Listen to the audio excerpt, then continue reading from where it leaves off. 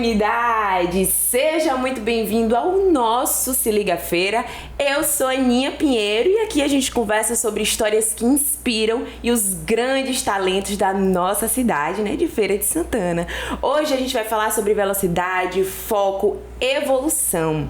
O nosso convidado de hoje é Thiago Danihan, esse piloto feirense, né, que vem construindo uma história impressionante no automobilismo. Ele começou lá no kart, mas agora já está competindo na Copa Hyundai HB20, né, e que vai conversar um pouquinho com a gente sobre essa experiência. Seja muito bem-vindo, Thiago. Isso aí, Aninha, muito obrigado. É uma honra estar aqui nesse programa. Eu queria agradecer a oportunidade e vamos lá.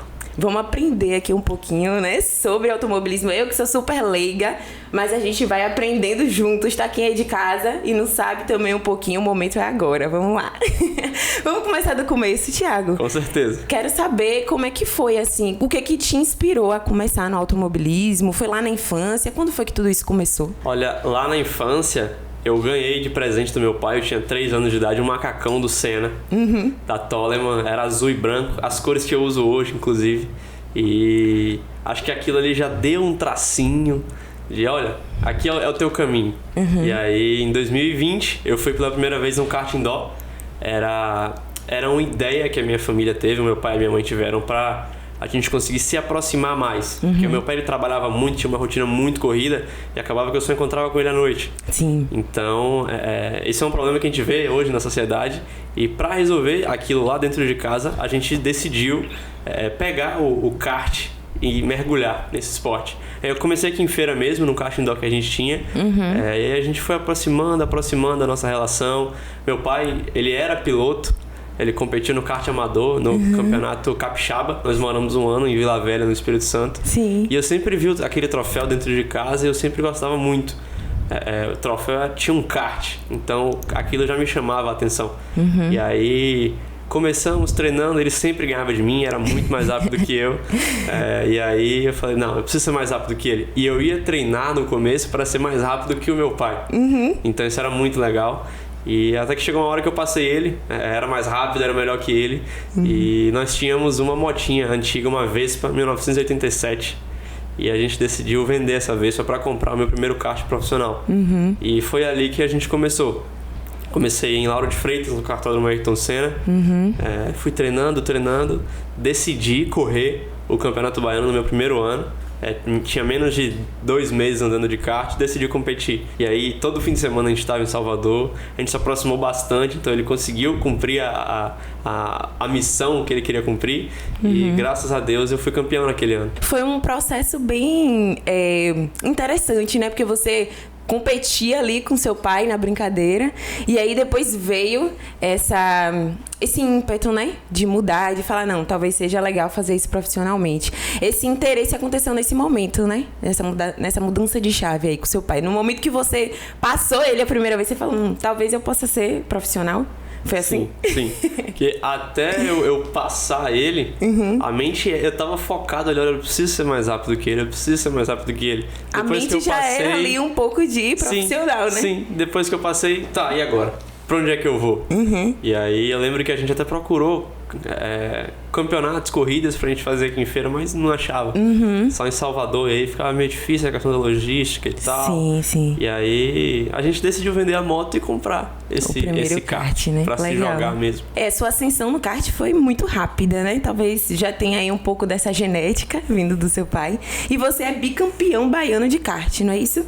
Campeão da Copa Bravais e alcançou o 12º lugar na Copa Brasil. Como é que foi viver essa evolução assim tão acelerada? Foi tudo muito rápido.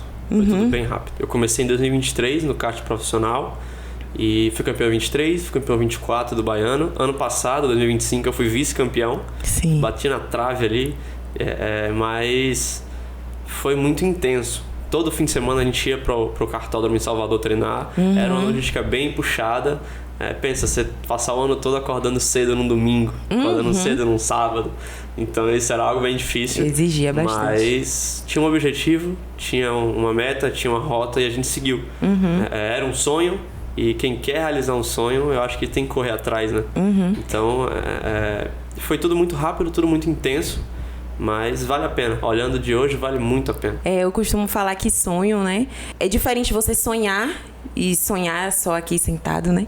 Mas quando você age de fato pelo seu sonho, as coisas começam a acontecer, né? Então talvez por isso para você também as respostas tenham sido tão aceleradas assim, né? Você correu atrás, você estava lá todo final de semana treinando para poder fazer acontecer, né? Eu sei que você agora já migrou um pouco para uma outra área, né? Não é mais o kart.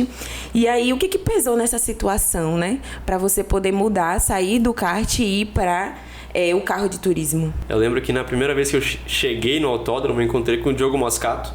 Hoje é um amigo, na época era uma inspiração.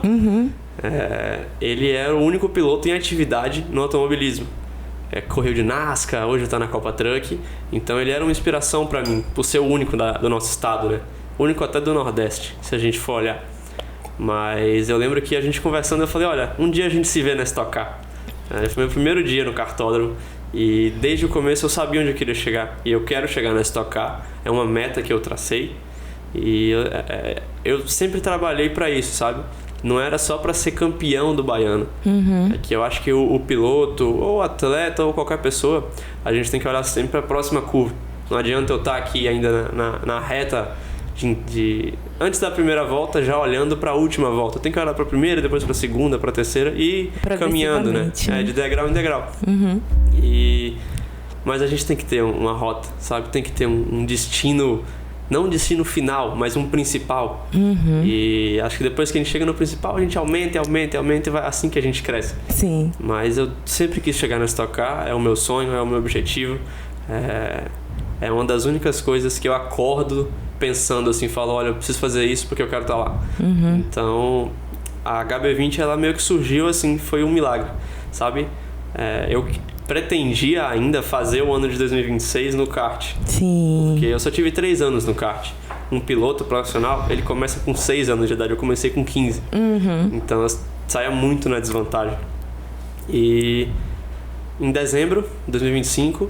um conhecido nosso conheceu outro conhecido que nos apresentou. Eu sei que o cara falou com a gente, depois de uma semana a gente estava no paddock de Interlagos conversando com esse conhecido desse amigo. E o cara apresentou pra gente um dos donos, o CEO da Copa Hyundai HB20, o Daniel Freire. E ele mostrou pra gente a categoria. Eu já conhecia, mas conhecia ainda mais, conhecia os bastidores, fiquei apaixonado. Sim.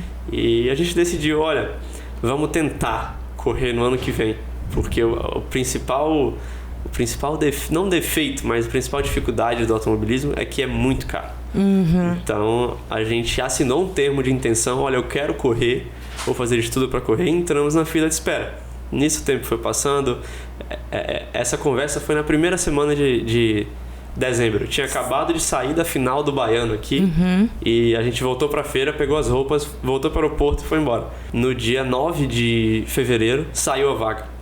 A primeira corrida era 7 de março. Eu tinha menos de um mês. Nossa, muito pouco tempo. Eu tinha menos de um mês para arrumar um capacete, arrumar um macacão, luva, sapatilha, equipamento completo. Então foi tudo bem corrido, graças a Deus deu certo. Mas foi cansativo. Acho que eu nunca vou me esquecer desse experiência mês. aí. Foram os 30 dias mais corridos da minha vida.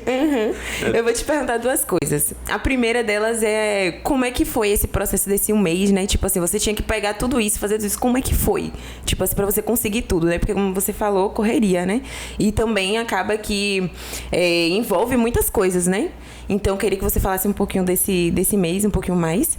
E queria saber também a principal diferença entre o kart e o carro de turismo. O que mais demorava era o capacete. Porque não é só você comprar o capacete, tem que ter a pintura, né? É a característica do piloto. Sim. É a imagem do piloto, né? Mas... E a gente foi... entrei em contato com o Roger, que já tinha feito o meu capacete do kart. A gente foi e ele falou, não, cara... fiquei movido aqui com a tua história, então vamos correr com isso. E aí eu sei que em 15 dias o capacete estava pronto, chegando em casa. Então uma semana antes da corrida eu já tinha o capacete em mãos. Sim. O macacão demorou um pouco, porque eu fiz o macacão com a Sparco. Eles foram bem rápidos, mas é um processo que também é demorado. Naturalmente, né? Demorado. Sim, porque todas as categorias do automobilismo estão começando em março. Algumas até em fevereiro, como a Porsche. Então tá todo mundo encomendando macacão, luva, balaclava, tudo. E aí a Sparco, eu encomendei um macacão, sapatilha, luva, balaclava. A gente usa uma calça e uma camisa que chama de underwear, que elas têm que ser anti-chamas. Sim. Até a meia, pra você ter uma ideia, anti-chamas. Então é tudo bem seguro. Em menos de um mês conseguir tudo isso.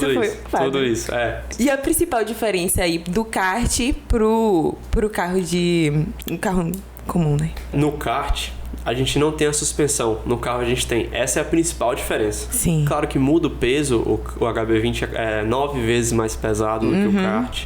Também é mais de 10 vezes mais potente. Porém, a suspensão muda muito. No kart, a gente sempre tá ali deslizando a traseira. Mas a frente tem que estar estável. No HB20 também, nos carros de turismo, a gente tem que ter uma frente estável. O carro ele tem que deslizar um pouco, porém não tanto como no kart, porque ele tem a suspensão. Eu queria também saber quais são as outras preparações que você tem fora da pista, né? Se existe uma preparação física, mental, técnica. O principal é o simulador. Sim. Tem a questão física, que eu tenho um personal, o Júpiter. É o cara que me ajuda, é o meu coach, né? Quando eu tô aqui em feira. É o cara que trabalha comigo ali a respiração, que é muito importante quando a gente está dentro do carro. O cara que trabalha também a parte física na academia, com treinos, tudo. E o cara que trabalha muito comigo é a visualização. Você visualizar uma vitória, você visualizar uma conquista. De qualquer forma, você está ali familiarizando o seu cérebro com aquilo. Então, meio que você atrai aquilo que você está visualizando, aquilo que você só pensa naquilo. Sim. Sabe? Ele me ajuda a só focar na vitória, só focar no que a gente quer, no sonho, né? Mas... Então é muito bacana. E eu tenho um simulador, que é praticamente o carro, é tudo muito igual, pista, carro, condições, tudo.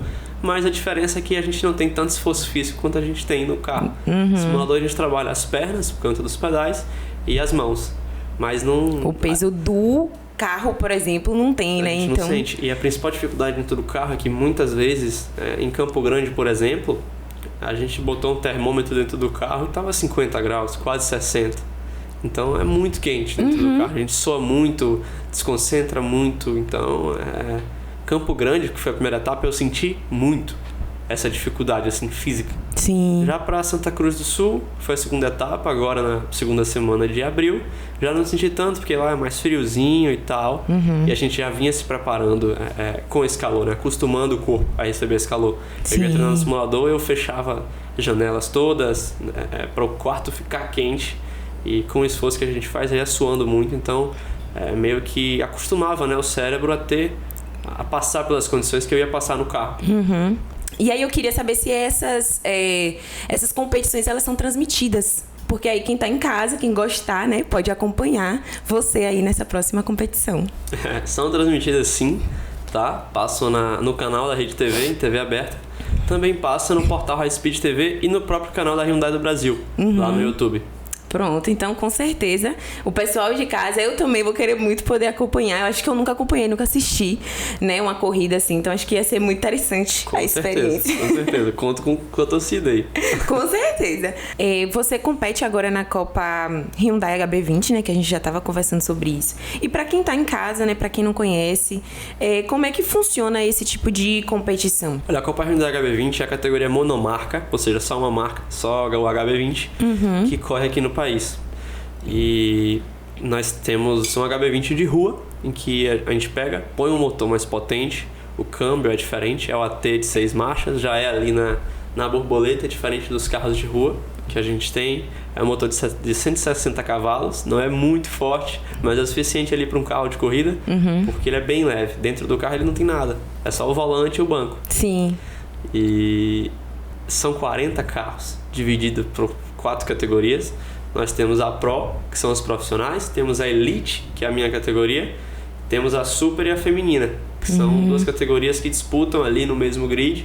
O treino classificatório primeiro faz o da Pro sozinho, o da Elite, que é a minha categoria, depois faz o da Super e da Feminina juntos. A categoria feminina tem sido bem legal, sabe? Tem levado mulheres para um ambiente que é muito masculino, sabe? Sim. Sempre foi dominado por homens, e tem sido bem legal ter aquelas meninas no grid, são muito gente boa. E a categoria HB20 é isso, é uma categoria que ela é uma categoria inclusiva, muito disputada. Os carros são todos muito bem equalizados, são idênticos os carros, Então a diferença tem que ser ali no braço. Você já estreou antes na Copa HB20, né? A gente estava falando aqui sobre isso. E terminou com 2 sextos lugares, não foi isso? Como é que foi viver essa primeira experiência na pista com o carro? Foi estranho. Foi estranho, porque me bati muito no primeiro treino. Poxa, é um carro muito pesado, é forte, é leve. Então foi bem difícil de acostumar. Mas a gente foi evoluindo no fim de semana ali, freia um pouquinho mais dentro, acelera um pouquinho antes, carrega mais velocidade. E consegui me adaptar, assim, para a primeira corrida. Larguei até bem, tava em 5º lugar, tava no pódio. Nosso pódio na primeira corrida, tava sonhando. Mas na última volta, eu ia passar um carro, só que aí não consegui passar e o de trás foi e me passou. E aí logo em seguida teve uma batida, deu um safety car, então a corrida acabou ali mesmo. E aí falei, poxa, uma voltinha, um movimento, sair do pódio. E na corrida de domingo, a segunda corrida também foi a mesma coisa. Vim ali em 5º, cheguei até a ser 4º, mas no final deu um safety car novamente, terminei a corrida em 6º. E aí, 2 beliscadas no pódio. Sim, deve ter sido uma experiência muito doida, né? 2 sextos lugares iguaizinhos. Mas eu acho que esse ano a gente tá prometendo uma coisa diferente, né? Eu tô aqui na torcida, já tô emanando energia, fazendo que nem você, já tô visualizando. Sim. E agora teve a etapa de Santa Cruz, né? 11 e 12 de abril. E quase sai esse pódio. Na segunda corrida vim em 5º. E aí, faltando 2 voltas pra finalizar a corrida, o meu motor começou a falhar. Aí, mais uma beliscada. São muitos detalhes, na verdade, né? E são coisas também que contam, coisas pequenas que contam muito, né? Sim. Porque, querendo ou não, é tempo, é velocidade. Então, se uma coisinha sai do lugar, você acaba perdendo ali, né? O lugar. Com certeza. Né? Mas já tá vindo. A gente conversou também, você falou sobre um dos seus sonhos, né? Ser estocar. E aí, a minha pergunta era sobre isso, né? Se você pretende continuar dentro do automobilismo de turismo, ou se você pretende futuramente mudar, né, outros caminhos, até onde Thiago deseja chegar, né? O céu é o limite, né? O objetivo hoje é estocar. Com o passar do tempo, até chegando na estocar, porque isso é certo, eu vou chegar. E quando eu chegar lá, acho que é sempre esperado elevar, né? O nível, a gente tem categorias internacionais aí. Sim. A Stock Car, ela é internacional, mas uma categoria meio que nacional. Corre ali no Paraguai, no Uruguai, na Argentina, mas eu acho que a gente tem que olhar sempre mais além, né? São metas, pequenas metas, como você falou, né? E aí, chegando lá, a gente vai dobrando as metas. Para quem sonhou em algum momento da vida trabalhar com automobilismo, né? Que às vezes parece ser, inclusive, uma coisa distante. O que você diria para essas pessoas, assim? Não é distante, sabe? Começa ali pelo kart. O kart é a escola do automobilismo.